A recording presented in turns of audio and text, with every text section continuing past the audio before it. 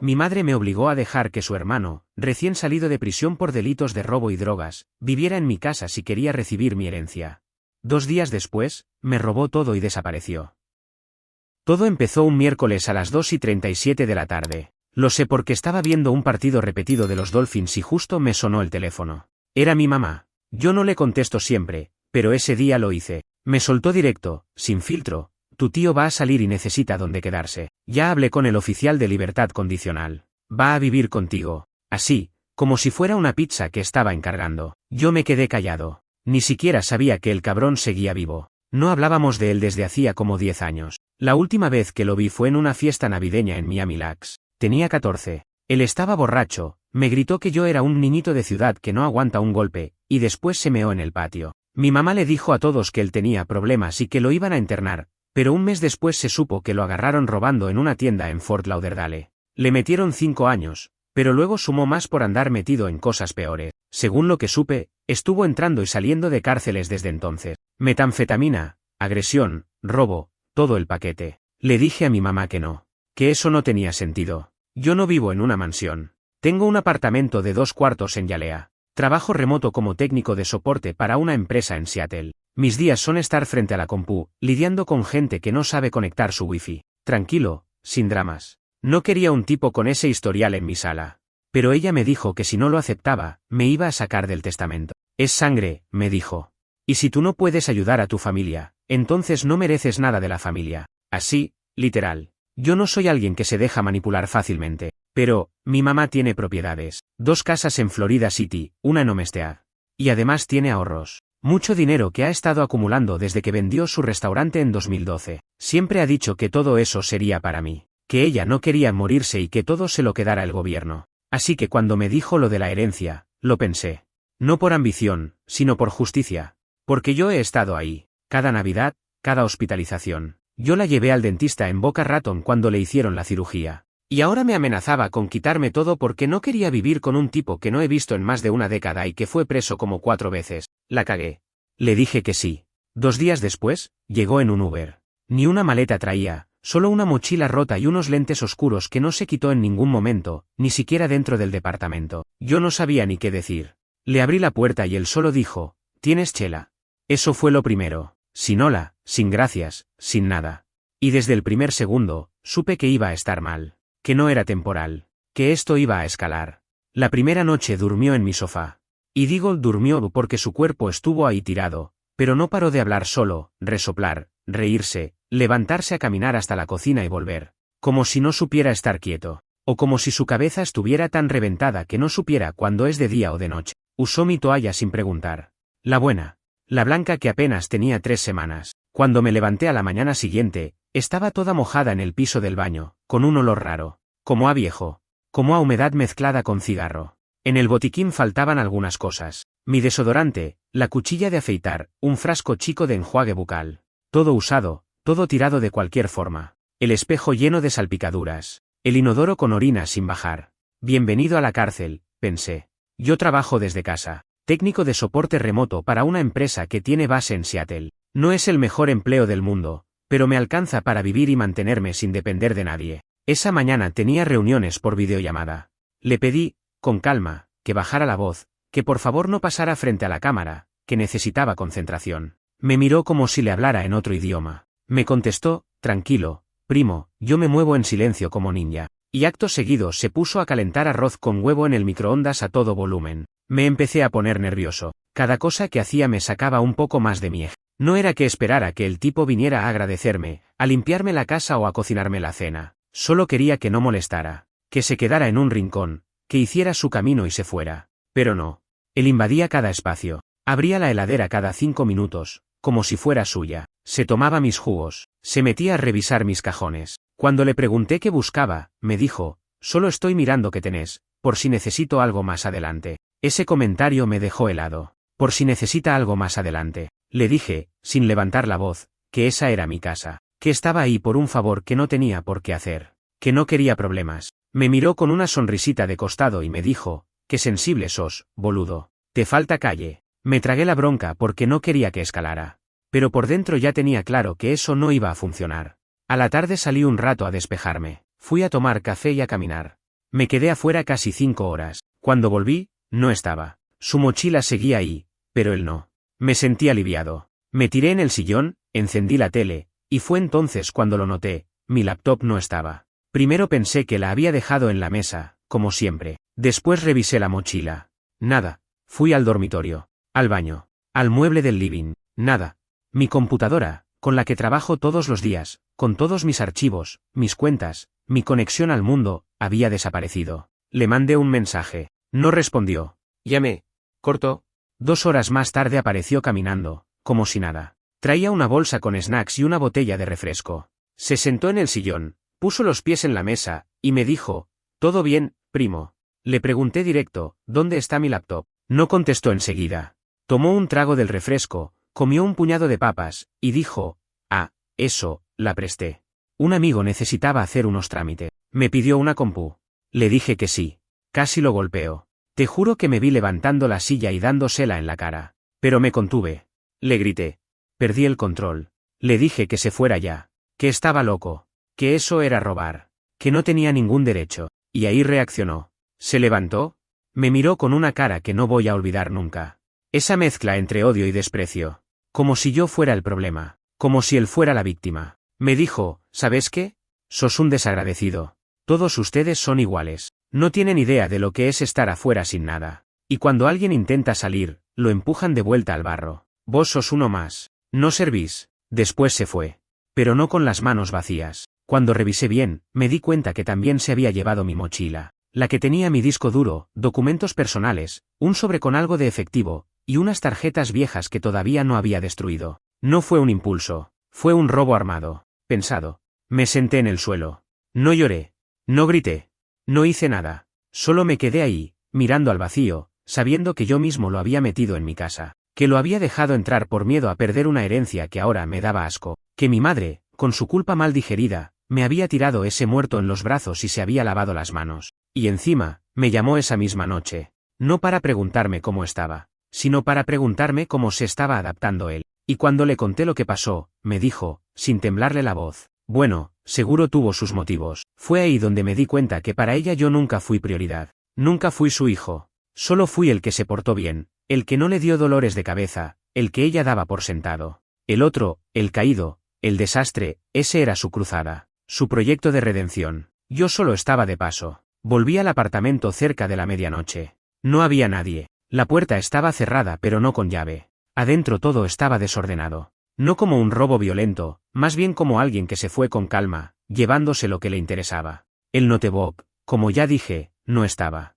Pero ahora también faltaban otras cosas: mi mochila, donde guardaba el disco duro externo, un pendrive con varios documentos importantes, el pasaporte, 2 tarjetas de crédito vencidas que nunca tiré, y $220 en efectivo que tenía en un sobre guardado en la segunda gaveta del escritorio. Se llevó hasta mi corta uñas. Te juro por Dios. No había ninguna nota en serio. Solo ese pedazo de caja de cereal con un «fue mal, lo necesité». Casi me reí. No por gracia, sino por rabia. Por lo patético. Me senté en el suelo de la sala, entre los restos de mi rutina que ahora estaba hecha mierda, y por unos minutos pensé en llamar a la policía. Pero algo me detuvo. Era esa maldita frase de mi madre en la cabeza: «Es sangre, es familia». Parte de mí, esa parte que creció escuchando que la familia es lo primero, me hizo dudar. Como si todavía tuviera que proteger a un tipo que me acababa de robar. Dormí en el sofá con la puerta trancada con una silla. No porque pensara que iba a volver, sino porque no quería sentirme completamente desprotegido. No pegué un ojo. Y al amanecer, fui directo al banco. Cancelé las tarjetas. Fui a la policía también. Hice una denuncia, pero no le puse nombre. Dije que había sido un robo por parte de alguien que había hospedado. No dije que era mi tío. No dije su nombre. No sé por qué lo protegí. No me preguntes, porque ni yo lo entiendo. Después llamé a mi madre. Otra vez. Necesitaba saber si ella sabía dónde estaba. Me atendió como si no hubiera pasado nada. Y entonces, ya hablaste con él, se están entendiendo mejor. Le dije todo. Que él se fue, que robó mis cosas, que no dejó más que una nota estúpida. Silencio del otro lado. Después dijo algo que todavía no logro procesar. Bueno, seguro tuvo sus razones. Él está saliendo de una vida muy dura. Hay que entender que no todos se recuperan de golpe. Ahí fue cuando me di cuenta de que ella no lo iba a soltar. No importaba lo que hiciera. Podía prenderle fuego al apartamento y matarme dormido, que ella iba a decir que fue el trauma del sistema carcelario. Lo tenía en un pedestal de mártir que no existía. Un tipo que estuvo años jodido, preso por drogas, agresión y robo, y que en 2 días me había robado y amenazado, y aún así era ella quien lo defendía. No volví a responder sus llamadas después de eso. El lunes siguiente, un número desconocido me escribió por WhatsApp. Era él. Me mandó un audio, voz ronca, como si hubiera fumado cemento. Dijo algo como, oye, primo, perdón por lo de la compu, era urgente. Te juro que voy a devolverte eso. Solo dame unos días. Esto no es personal. Es que estoy en un proceso, ¿sabes? Ni me molesté en responder. Solo bloqueé el número. Pasaron 3 días y pensé que eso era todo. Pero me equivoqué feo. El jueves a las 11 de la mañana, me llamó mi jefe. Trabajo remoto, pero el equipo monitorea nuestras máquinas. Me dijo que detectaron una conexión no autorizada desde otro estado. Que alguien había usado mis credenciales para acceder al servidor de la empresa desde un punto en Tampa. Ahí se me congeló la sangre. Porque claro, el idiota no solo había robado mi laptop. Había usado mi cuenta. Y ahora yo tenía que probar que no había sido yo. Que me robaron. Que no soy ningún criminal intentando hacer no sé qué mierda con los archivos internos. La empresa suspendió mi acceso hasta resolver todo. Me dijeron que me iban a investigar. Que por precaución, tenía que dejar de trabajar hasta que pudieran confirmar lo ocurrido. En resumen, perdí mi fuente de ingresos por culpa de un adicto que conocí cuando tenía 14 años y que mi mamá decidió meter a la fuerza en mi casa para hacer su teatro de madre salvadora. Ese día me quebré. De verdad. No estoy exagerando. Lloré. No por tristeza, sino por impotencia. Porque hice todo bien. Trabajé. Fui responsable. No le debo nada a nadie. No le hice daño a nadie. Y aún así, la familia se encargó de arrastrarme hacia abajo. Pensé en ir directamente a la casa de mi mamá. Pero no tenía fuerza para enfrentarla. Ni física ni emocionalmente. Lo único que hice fue escribirle un correo, diciéndole que para mí, ella murió. Que esa fue la última vez que yo permitía que su chantaje emocional destruyera mi vida. Que se quedara con su herencia, con sus casas, con sus ahorros. Que yo no quería nada. Y que si volvía a tener noticias de ese tipo, iba a entregar todos los datos que tenía a la policía. No respondió. Y aunque parezca mentira, todavía no he recuperado mi laptop. Y la empresa aún no me habilita el sistema. Estoy en modo espera. Pero con una cosa clara, si lo vuelvo a ver, lo denuncio sin pensar. Y si mi madre vuelve a meter las narices, va a conocer una versión de mí que no sabe que existe. Me pasé los siguientes días en automático. Me levantaba, me sentaba frente al escritorio vacío, y me quedaba ahí. A veces 1 hora, a veces 5. No hacía nada. Solo me quedaba quieto. Porque ni siquiera podía meterme a trabajar. La empresa había bloqueado todo. Ni Slack, ni los servidores, ni acceso a tickets. Me mandaron un correo formal diciendo que el incidente estaba siendo investigado y que iban a revisar los registros de actividad. Básicamente, me trataron como si yo fuera el delincuente. Tuve que buscar un abogado. Nunca pensé que iba a necesitar uno en esta etapa de mi vida. No tengo hijos, no estoy casado, no tengo propiedades. Lo único que tengo es mi trabajo. Y ahora ni eso. El abogado me cobró $250 solo por sentarse a escucharme 45 minutos. Le conté todo. Y sí, entendió la situación, pero me dijo que legalmente era difícil probar que no fui yo quien accedió, porque el acceso fue hecho con mis credenciales. Necesitamos demostrar que no estabas en Tampa ese día, dijo. Por suerte tenía recibos de tarjeta de crédito de ese día aquí en Miami. Me dijo que era un buen comienzo, pero que igual había que esperar. Todo era esperar. Mientras tanto, no ganaba ni $1. Las cuentas seguían llegando. Internet, luz, el pago del carro, el alquiler. Empecé a usar los pocos ahorros que tenía. No tenía otra opción. Había perdido la laptop, el acceso al trabajo y encima la tranquilidad. Y lo peor era que no podía dejar de pensar en mi madre. En cómo todo esto empezó por ella. Por una llamada. Por su chantaje emocional de mierda. Si no hubiera dicho nada de la herencia, si no me hubiera presionado con eso, nada de esto habría pasado. Pero no, ella tenía que hacer su show de matriarca redentora. El viernes de esa misma semana recibí un mensaje de un número que no tenía agendado. Era una foto. Mi laptop. Con el fondo de pantalla visible y todo. Y abajo, un mensaje, te dije que lo iba a devolver. Estoy tratando de conseguirlo. No seas rencoroso. Era él. Todavía tenía la cara para mandarme eso. Ese mismo día me fui directo a la estación de policía. No iba a protegerlo más. Entregué el mensaje, mostré los correos, los audios, todo. Ahora sí di el nombre. Nombre completo, dirección de mi madre, todo lo que sabía. La policía fue clara, sin pruebas físicas de que fue él quien robó, sin testigos, sin vídeo, no pueden hacer mucho. Y como lo había dejado entrar a mi casa, como no había una orden de restricción ni una denuncia previa, técnicamente él era un invitado. Y los invitados pueden robar, dijo uno de los oficiales, casi riéndose. Me dieron un número de caso y me dijeron que si él volvía, llamara de inmediato. Salí de ahí sintiéndome más desamparado que nunca, como si el sistema estuviera hecho para proteger a los que cagan todo, a los que viven de robar, de mentir, de manipular. Y yo, que trabajé como un burro, que pagué mis impuestos, que nunca me metí en problemas, ahora estaba en la cuerda floja. Esa noche, no podía dormir, así que abrí una cuenta falsa en Facebook. Lo busqué. No estaba con su nombre real, pero lo encontré. Usaba un apodo, algo como el Puma Libre. Tenía varias fotos recientes. En una salía con la chaqueta que me robó. En otra, con un tipo que tenía cara de dealer. En otra, en un motel en Tampa. Las subía sin miedo, como si nadie pudiera hacerle nada. Le mandé un mensaje, desde la cuenta falsa. Le puse, te estoy siguiendo. No vas a salirte con la tuya. Me respondió al instante, no jodas, primo. Es solo una compú. Te lo voy a devolver. Estoy en tratamiento. Es parte del proceso. ¿Tratamiento?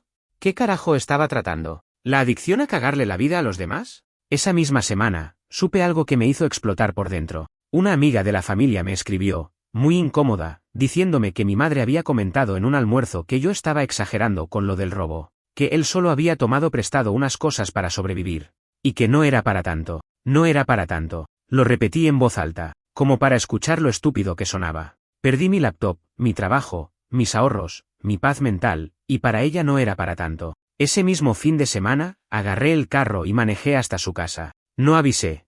Toqué el timbre. Me abrió con cara de sorpresa, como si no me esperara nunca más. ¿Qué haces aquí? Dijo.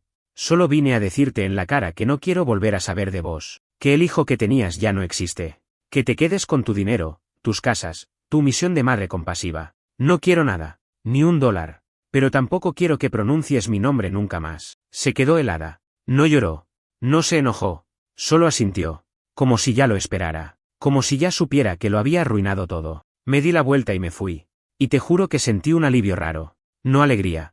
No paz. Pero algo así como, un vacío limpio, sin voces manipuladoras, sin chantajes. Solo yo. Solo mi desastre. Pero ni siquiera eso fue el final. Todavía faltaba una última traición. Algo que iba a terminar de romper lo poco que quedaba entero. Pasaron 2 semanas desde que hablé cara a cara con mi madre. Desde entonces no supe nada de ella ni de él. El tipo seguía subiendo fotos como si estuviera de vacaciones. Moteles, botellas, una selfie en una fiesta que parecía sacada de algún suburbio podrido cerca de Tampa. Me acuerdo porque tenía de fondo un letrero que decía Liquor Gun todo iluminado. Un puto cliché andante. Yo ya había dejado de revisar su perfil todo el tiempo. Me hacía mal. Pero de vez en cuando me entraba la ansiedad. Como cuando sabes que algo está por explotar y no sabes cuándo. Una noche, me llega un correo de la empresa donde trabajaba. El asunto decía, cierre del proceso interno, resultado final. Sentí el corazón subir hasta la garganta. Lo abrí. Básicamente decía que, aunque comprendían las circunstancias, no podían correr el riesgo de reincorporarme. Que la investigación había concluido sin prueba suficiente para determinar que yo no había compartido mis credenciales de forma intencional. No me acusaban directamente de haber cometido el acceso indebido, pero tampoco me exoneraban. En resumen, estaba despedido, sin derecho a indemnización, sin carta de recomendación, sin nada.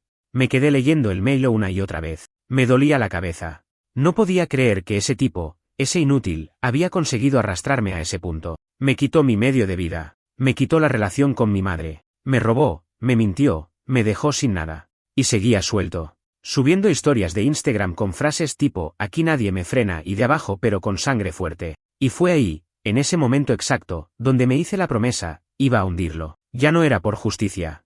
Era por mí. Por todo lo que me sacó. Por todo lo que me aguanté. Volví a la comisaría con un pendrive lleno de capturas. Capturas de sus fotos con mis cosas. Capturas de sus mensajes. Capturas del audio donde decía que había tomado la laptop. Imprimí todo. Llevé copia de mis compras hechas en Miami el día del acceso a los servidores. Armé un informe más detallado que muchos casos judiciales. Y ahí, por fin, la oficial de turno se lo tomó en serio. Dijo que eso ya era otra cosa. Que con esa evidencia podía iniciarse una causa. No me prometieron nada, pero dijeron que era posible emitir una orden de arresto si se verificaban los datos y ubicaban su paradero. No me ilusioné. Ya había aprendido que nada en este país se mueve rápido cuando no tenés un apellido importante. Ese mismo día, mientras salía de la estación, recibí una llamada de un número oculto. Atendí sin pensar.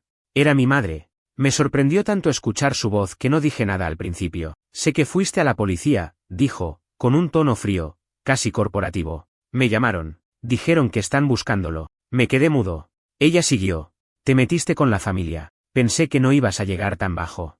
Me reí. ¿Literal? Solté una risa seca, cansada. ¿Yo me metí con la familia? Mamá, ese tipo me robó, me dejó sin trabajo, y vos lo sabías. Vos sabías todo desde el principio. Y ahí vino. Fui yo quien le dio tu laptop. Pensé que solo iba a usarla para buscar trabajo. No sabía que iba a hacer cagadas con ella. Y lo de la mochila, también se la di yo. Me la pidió. Pensé que si lo ayudaba iba a cambiar. Me agarró un temblor en la mandíbula. Me tuve que sentar en la vereda, con el celular pegado a la oreja, sintiendo que el mundo giraba a cámara lenta. Ella le había dado mis cosas. Ella había permitido que él se llevara todo. Y después vino con su discurso de no fue para tanto. No tenés idea de lo que me hiciste, le dije. Estaba temblando. Literalmente. Perdiste a tu hijo. Y no hay vuelta atrás. Colgué. Bloqueé su número. Me prometí no volver a hablarle nunca más. Esa noche no dormí. Empecé a armar un currículum nuevo, sin laptop, desde una computadora prestada que me dio un amigo, sentado en una silla incómoda, tomando café recalentado. Como un principiante, como alguien que empieza de cero. Y en eso, llegó la noticia. Un mensaje de texto, sin nombre, lo agarraron en Daytona Beach. Tenías razón. Van a contactarte. Me quedé en shock. Lo habían arrestado. Mi tío. El tipo que mi madre defendía con la vida. Ahora estaba preso. Otra vez. Por robo, uso indebido de dispositivos electrónicos, fraude. Y yo iba a ser llamado como testigo. Parte del proceso. No me sentí feliz. No me sentí vengado. Solo sentí una especie de silencio, como cuando se apaga un motor que estuvo sonando todo el día. No era alivio. Era vacío. Y todavía faltaba lo peor, enfrentarme a la audiencia. Verlo cara a cara. Decir frente a desconocidos lo que hizo, cómo me jodió, cómo destruyó todo en cuestión de días, lo que mi propia madre le permitió hacer. Pero esta vez no me iba a callar. El juicio fue rápido. Más rápido de lo que pensé. Me llamaron para declarar un martes a las 8 de la mañana. Sala pequeña. Juez con cara de lunes eterno. Dos abogados que hablaban como si todo esto fuera una clase de trámite administrativo. A mi tío lo trajeron esposado. Ni siquiera me miró. Se sentó sin decir nada, con la cabeza baja, moviendo el pie como si tuviera electricidad en la pierna. Yo estaba en la parte de los testigos. No sabía dónde poner las manos. Me temblaban los dedos. No por miedo. Era más como una mezcla de vergüenza ajena y bronca acumulada. Estar ahí, contando frente a extraños como un tipo de tu propia familia te robó, te arruinó el trabajo, te hundió. No es algo que uno haga con orgullo. Es humillante, pero lo hice. Conté todo. Desde el día que mi madre me llamó, hasta la noche que lo vi por última vez. Mostré pruebas, capturas, audios. El abogado defensor intentó hacer su parte, dijo que él estaba en tratamiento, que era parte de su proceso de reinserción, que no hubo intención de daño, que había una relación familiar compleja. Yo no aguanté. Le dije al juez, sin filtros, él no está en tratamiento. Está en la calle, usando, mintiendo, robando. No es la primera vez. No va a ser la última. Y si no está preso, va a cagarle la vida a alguien más. El juez solo tomó nota. Todo se sintió impersonal. Como si estuvieran hablando de papeles, no de personas. Lo condenaron a 8 meses por robo menor y uso indebido de dispositivo electrónico. Una pena corta. Pero al menos lo iban a sacar de circulación un tiempo. Lo suficiente para que yo respirara tranquilo. Después de la audiencia, salí de la corte sin mirar atrás. Me fumé un cigarro, aunque no fumo. Solo por tener algo que hacer con las manos. Me sentía vacío otra vez. Como si todo hubiera terminado, pero nada hubiera mejorado. Al día siguiente, recibí una carta, escrita a mano. Reconocí la letra de mi madre en el sobre. La abrí. Era una hoja. Una sola. Doblada en 3 partes. No entiendo cómo pudiste hacerme esto. Cómo pudiste entregar a tu tío. Él necesitaba ayuda, no castigo. Vos sabías en lo que estaba. Sabías que estaba mal. Pero preferiste el camino fácil. El de siempre. El de lavarte las manos y entregarlo a la policía. Nunca pensé que ibas a traicionar así a tu familia. Me decepcionaste. La rompí en pedazos sin terminar de leerla. No necesitaba más veneno. Las semanas siguientes fueron silenciosas. Conseguí un trabajo nuevo, más chico, peor pagado. Pero me sirvió para empezar de nuevo. Con otra laptop, otra rutina. Vivía más encerrado, más alerta. Me costaba confiar en cualquier persona. Tenía pesadillas. Despertaba a las 3 de la mañana pensando que alguien entraba a mi casa. Empecé a dormir con un palo de béisbol al lado de la cama. No es joda. También corté contacto con varios familiares. Me daba cuenta de que todos sabían algo, que todos sabían que él estaba mal, que todos le daban la mano, la plata, la ropa, pero nunca lo enfrentaban. Lo dejaban seguir. como si su miseria fuera algo que se cura con amor. Y no con límites. Una tarde de sábado, sonó el timbre. Eran las 4. Me levanté con ese nudo en el estómago. Miré por la mirilla. Era ella. Mi madre. No abrí. Tocó 2 veces más. Después se quedó parada ahí unos minutos. No sé si esperaba que cambiara de idea. No sé si pensaba decirme algo. Pero se fue. A la hora, llegó otro mensaje, esta vez por correo electrónico. Decía: no voy a insistir más, pero quiero que sepas que todo lo que hice fue para mantenernos unidos. A veces una madre se equivoca. A veces hace lo que cree mejor y sale todo mal. Pero sigo siendo tu madre. Y te sigo queriendo. No respondí. Ni iba a hacerlo. El juicio pasó. El trabajo nuevo se estabilizó. Empecé terapia. Me costó encontrar a alguien que no tratara de explicarlo todo con frases prefabricadas tipo: hay que perdonar para sanar. No busco perdón. No busco sanar. Solo quiero entender cómo llegué a estar tan solo después de hacer todo bien. Mi terapeuta, después de un mes, dijo algo que me quedó dando vueltas. Vos querías que alguien, al menos una persona, dijera: sí, tenías razón. Eso no se hace. Te fallamos. Pero no lo vas a tener. Porque ellos no viven en tu misma realidad. Y esperar justicia emocional de esa gente es como esperar que un ladrillo flote. Y tenía razón. Yo esperaba que mi madre dijera: me equivoqué. Que me mirara y dijera: lo hice mal. Elegí al que no debía. Pero no. Ella estaba convencida de que hizo lo correcto. Y él, bueno, él simplemente hizo lo que sabe hacer: usar a la gente, chuparle todo lo que puede, y desaparecer. Pero la diferencia ahora es que ya no me duele. Ya no tengo ganas de gritar. Ya no necesito que ella entienda. Ya no quiero que me pidan perdón. Solo quiero que no vuelvan. La vida siguió. Más vacía, sí. Pero también más mía. No hay redención en esta historia. No hay final feliz. Solo hay consecuencia. Y aprendí que a veces cortar con tu familia no es una elección egoísta.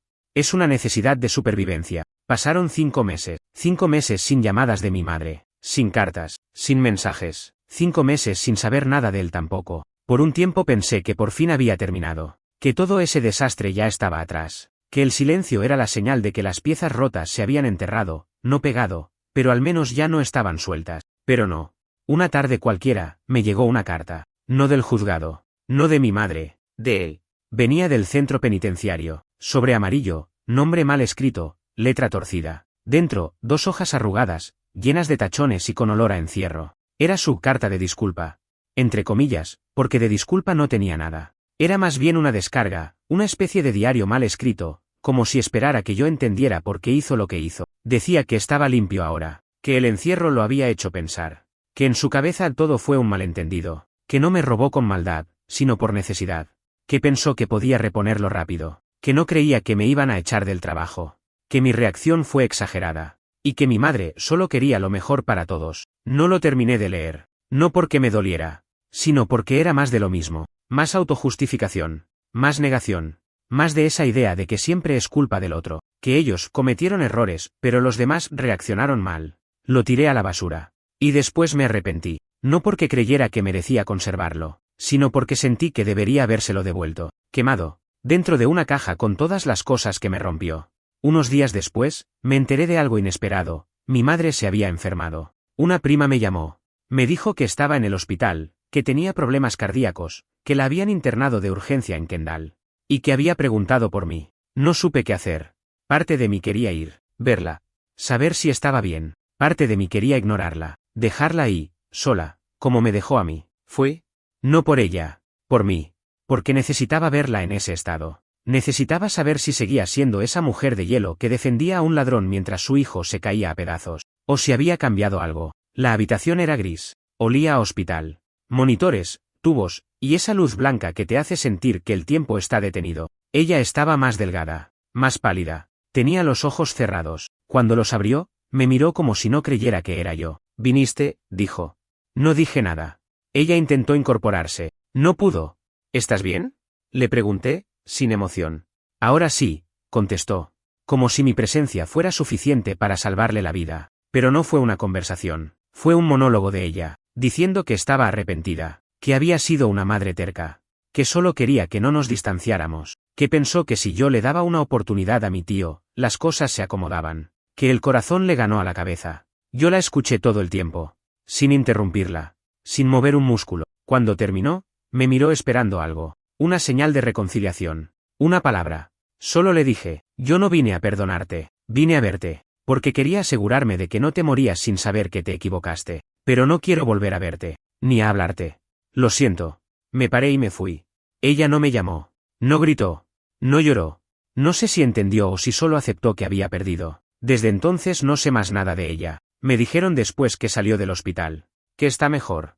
Que se fue a vivir con una tía que la cuida. Pero no me importa. Y él, supe que salió hace una semana. Alguien me mandó un pantallazo de una historia suya en Instagram. Otra vez en la calle. Otra vez con cara de invencible. El mismo fondo de siempre, alcohol barato, amigos de paso, y una frase estúpida tipo no me para nadie. No sentí odio. Tampoco miedo. Solo pena. Y eso es lo más jodido. Que al final, después de todo lo que hizo, lo único que siento por él es lástima. Porque va a seguir así hasta que termine muerto o encerrado para siempre. Porque no sabe hacer otra cosa. Porque gente como él vive para chuparle la energía a los demás. Para arrastrarlos. Y si los dejas, lo hacen sin culpa. Pero yo no lo dejé más. Y por eso gané. No por justicia.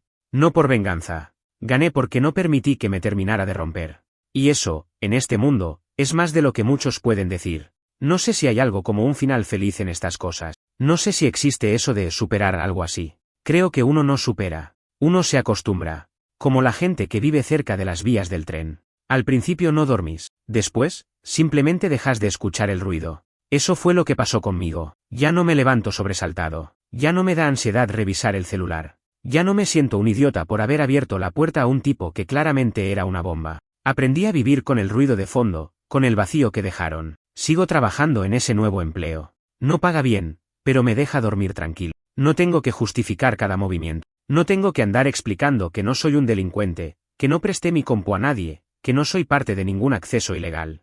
Y eso ya es bastante. Cambié de apartamento. Me mudé. Más chico.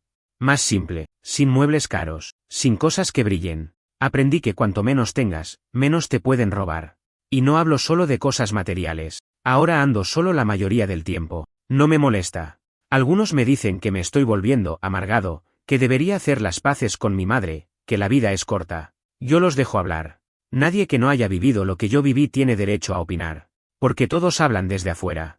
Desde sus familias normales, desde sus domingos de asado y fotos familiares con sonrisas falsas. No saben lo que es ver a tu propia madre darte la espalda por alguien que debería estar a 1000 kilómetros de distancia de cualquier casa decente. Y a los que sí saben, los entiendo. Si alguien que lee esto pasó algo parecido, quiero que sepan que no están locos. No están exagerando. No son los malos por cortar.